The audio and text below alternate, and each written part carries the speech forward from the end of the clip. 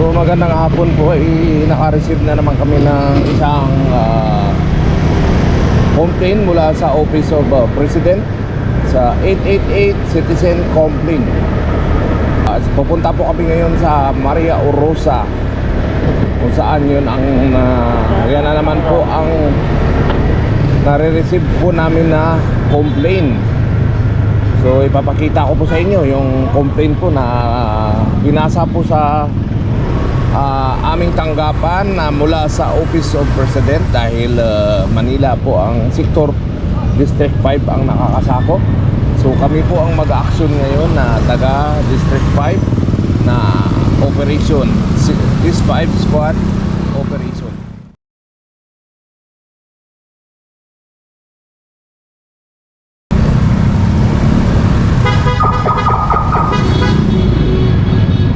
So una naming pupuntahan barangay, yung sa barangay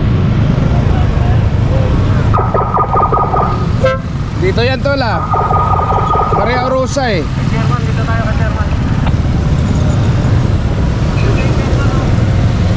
dito tol, kay Chairman.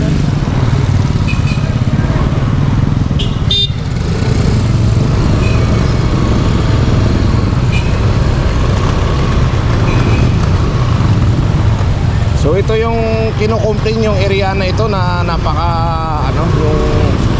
napakasikip dahil kaliwat kanan yung obstruction po dito. So dahil wala po kaming tow truck na dala ngayon at gamit po ng ibang area, ibang distrito, so mag-abiso muna kami sa barangay dito bago namin bukas i-operate po yung mga naka-obstruct po dito. So dito po kami sa barangay hall ngayon ng barangay 702 Zone 77 District 5 ay outgoing unong barangay Celia is Niposino. Pumasok po tayo dito.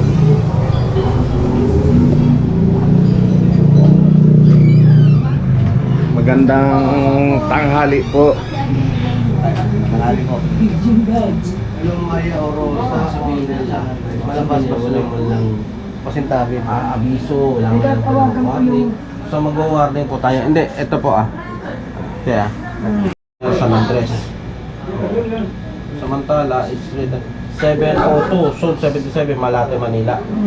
Dahil ang daming bote ng mga soft drinks, mga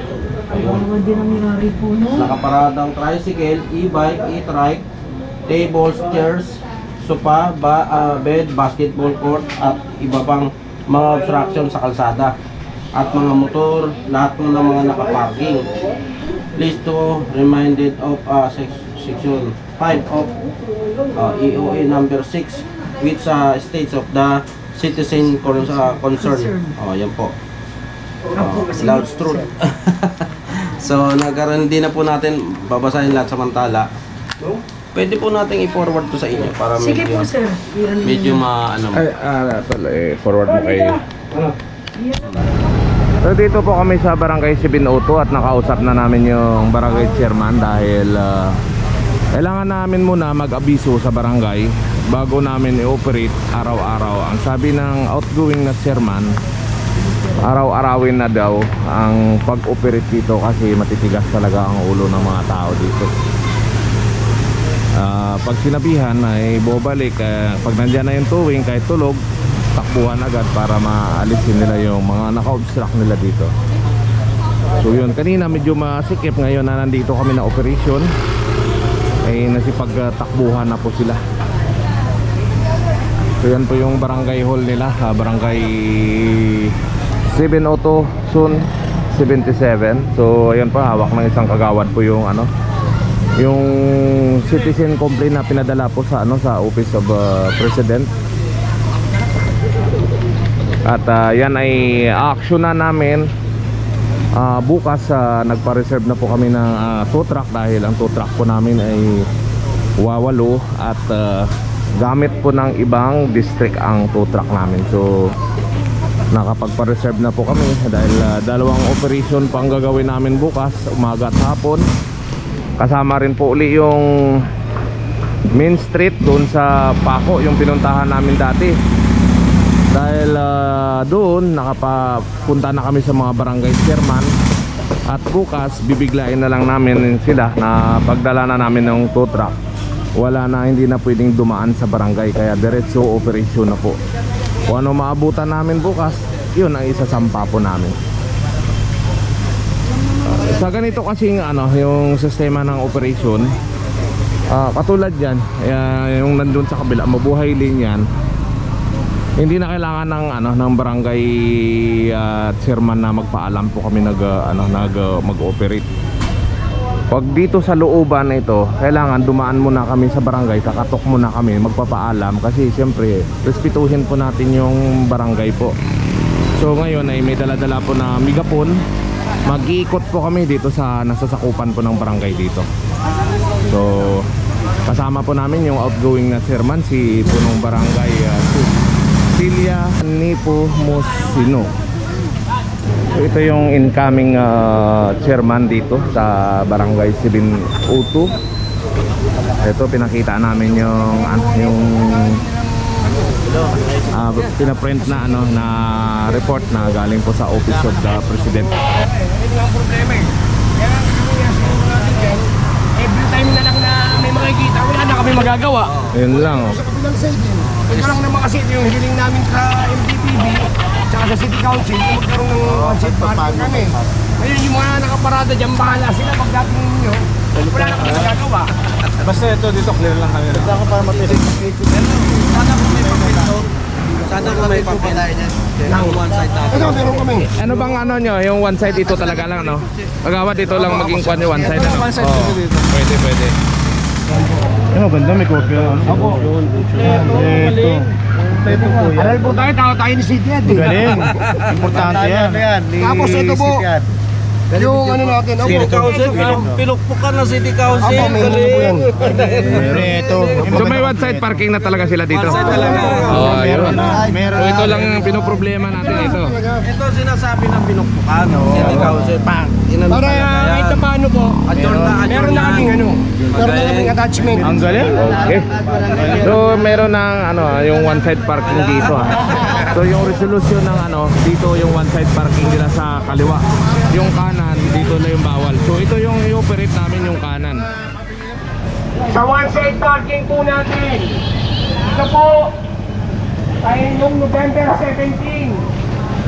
Nakikiusap po kami na sana lahat po ng parking dito sa left side galing po ng San Andres hanggang Remedios po, one-side parking lang po tayo. Kasama po natin ang NTTP para paalalahanan po kayo at tanggalin na po ngayon ang mga sasakyan, motor, bicycle, sidecar.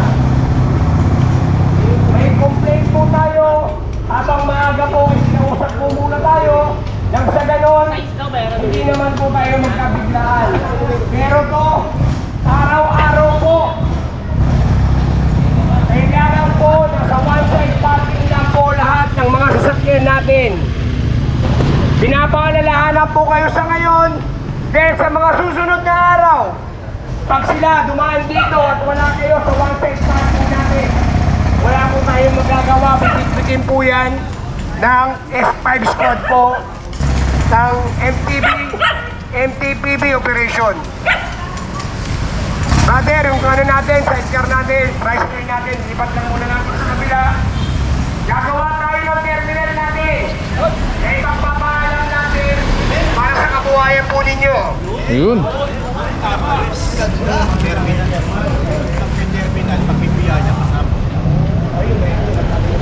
So yan po gagawa ng sila dito ng terminal. Walang benepisyo.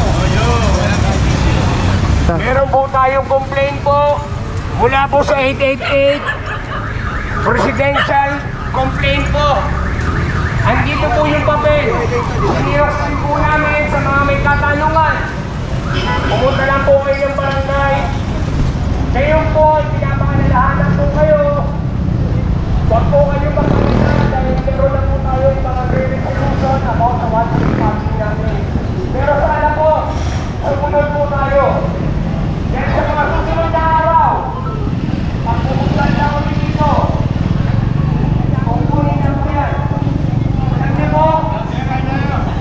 So ito yung ito yung Maria Orosa Street. Ang Maria Orosa kasi mahaba po yan, hanggang doon po yun sa lagpas pa ng Kalaw. Sa may Kalaw po, magmula Kalaw hanggang dito Maria Orosa Street po yan, kaya medyo mahaba ang yung Maria Orosa.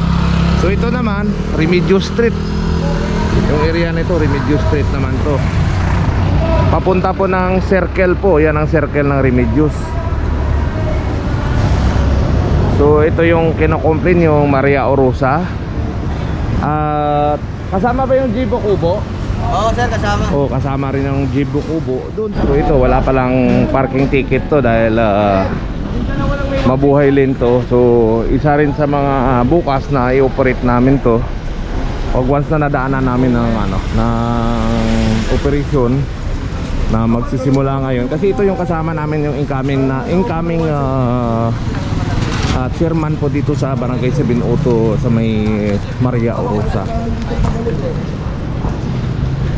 Siyang kamukha ni General Camote sa Facebook. Akala ko nga kapatid ni General Camote. So ito yung circle po ng ng Remedios po. Yan, ito po. Ayan, sa hindi pa nakapunta dito, ito po yung Remedios Circle. At dito naman sa gilid ng PCP, yan. So, ito pala, walang muwa to. Hanggang yung magandang hapon po mga kabarangay. Kasama po natin ang Manila Traffic and Parking Bureau. Lahat po ng nasa site po na ito, bawal po ito. Meron lang po tayong one-side parking, pakilipat na po. Pasensya na po, meron po tayong presidential complaint noong November 17. Kasama po natin ang MTPB upang alamin po ang reklamo nila na one-side parking po natin, kagaya po niyan, from San Andres papunta po rito sa Remedios. Left side lang po ang one-side parking natin. Habang maaga po, inaabisuhan na po tayo na sa mga susunod na araw, pagpunta po nila rito, wala na po tayong magagawa. Kukunin po nila yan. Andito po ang ating MTPB S5 Squad Operation na nakikiusap sa inyo, at ang inyong barangay ay nakikiusap na ilipat po ang motor, tricycle, sidecar. Ilipat po natin yan. Hindi lang po sa ngayon, araw-araw po, mabuti na lang po kahit na paano po inaabisuhan po tayo. Sa mga susunod na araw po, pag nakuha po yan, wala nang abiso po, kukunin po yan. Ang problema po natin, tutubusin niyo po yan sa Balot Tondo. Medyo malaking abala din po. Kaya po, sanayin na po natin. Ang inyo pong lingkod ay gumawa po ng paraan para sa one-side parking natin. Sana po, sundin na lang po natin nang sa ganon ay hindi tayo magka-problema. Tutubusin niyo po yan. Masakit din po sa bulsa. Po tayo gumawa po ng barangay resolution po. Kung titignan niyo po, napakaganda ng lugar natin, oh. Ang San Andres po ay mabuhay lane, pati po Remedios. Mabuhay lane po yan. Bawal po may mga nakaparadang sasakyan dyan. Dito po sa atin, yung one-side parking po natin ay napakahalaga. Madalas po may bisita po tayo dyan sa San Andres Sports Complex. Kaya po, habang maaga po, naabisuhan po tayo. Meron po tayong presidential complaint noong November 17. Nirereklamo yung one-side parking natin. Mabuti na lang po, may napakita tayong dokumento sa ating mga kaibigan mula po sa MTPB. Ngunit, Isang side lang po ang parking natin. Ngayon, ganito po. Lahat ng motor, tricycle, bisikleta ba yun o mga cart ninyo, sidecar. Kung hindi na ginagamit yan, tanggalin nyo na po. Para naman po sa mga iba na mga kaparada. So yan, biglang linis dito. Inaabisuhan po namin kayo mula po sa pamunuan ng barangay at sa ating mga kaibigan mula po sa LPPB. Hindi lang po sa ngayon ito. Dadaan po sila rito sa lugar po natin. Wala na pong tanungan to. Bibit-bitin po yan. Maraming salamat po. So yun na lang po yung yung abisuhan, yung kainan na matanggal nila mamaya at bukas. Pag hindi nila matanggal na pagdaan namin, so depende mamaya kung anong sabihin ng aming commander ng Sector 5, si Sir Demetrio Tupas Jr. kung bubuhatin ba namin yun o DPS ang kukuha. Kasi ang sa amin kasi 4 wheels, 3 wheels at saka 2 wheels lang ang pwede naming isampa sa sa tow truck.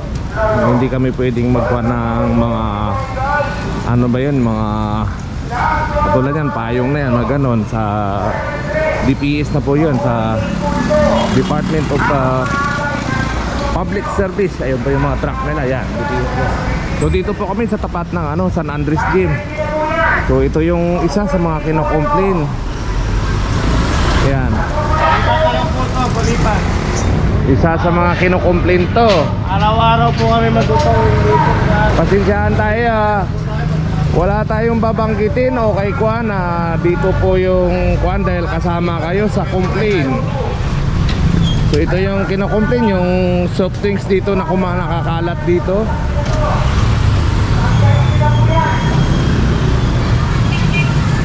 Wala, may nag-complain sa Office of the President. Kaya abiso lang muna kami, pero araw-arawin na po namin yan. So dito yung mga sa Manila Health Department, si Health Center, mga sasakyan ng doktor. So abisuhan din po namin to. At ito naman, nagdi-deliver lang po dito sa Nanggas, ganitong oras, alas 12, alauna. So dito, abisuhan ng barangay ito mamaya, yung sa mga sasakyan ng doktor po. Lalo nandito. Ayan po. Ilang pieces na namin na pinaakyat yan, binabalik na naman nila uli.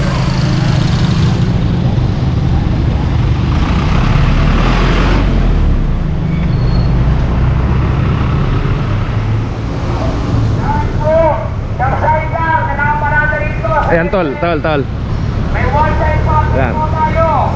Yun. Inaabisuhan kayo ha. Kailangan linisin na natin to para at least makita na nag-operate tayo dito ngayon. Ibenta nyo na lang yan. So ito mamaya papalipat muna namin dahil wala kaming tow truck ha. Paalala lang po wala po kaming tow truck dahil gamit po ng Tiparo, Task Force Against Road Obstruction, Joint Force po yan. Habang maaga po, inaabisuhan po kayo.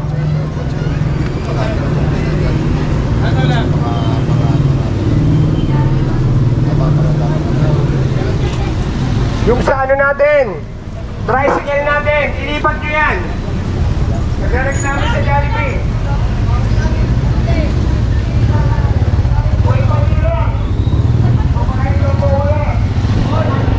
Dahil po dito sa Manila 6 na distrito.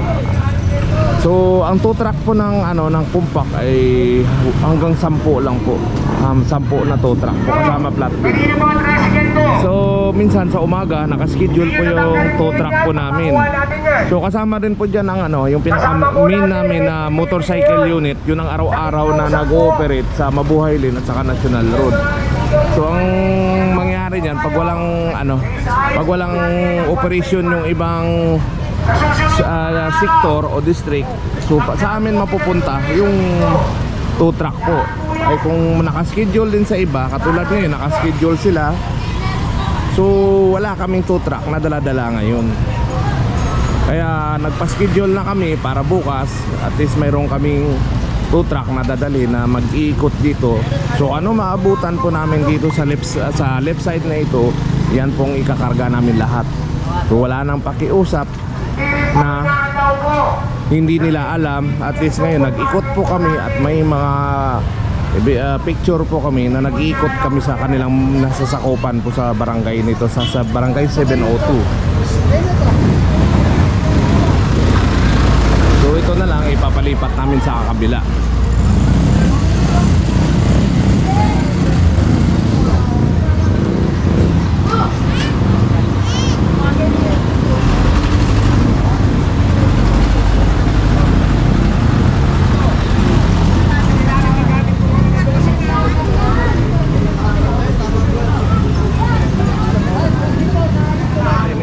So ngayon po ay may ginagawa po yung Maynilad dito sa kanilang mga tubo.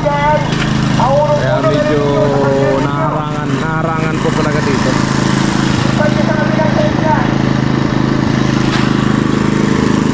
Naglalagay po sila ng pipe na malaki pang bugtong ulit.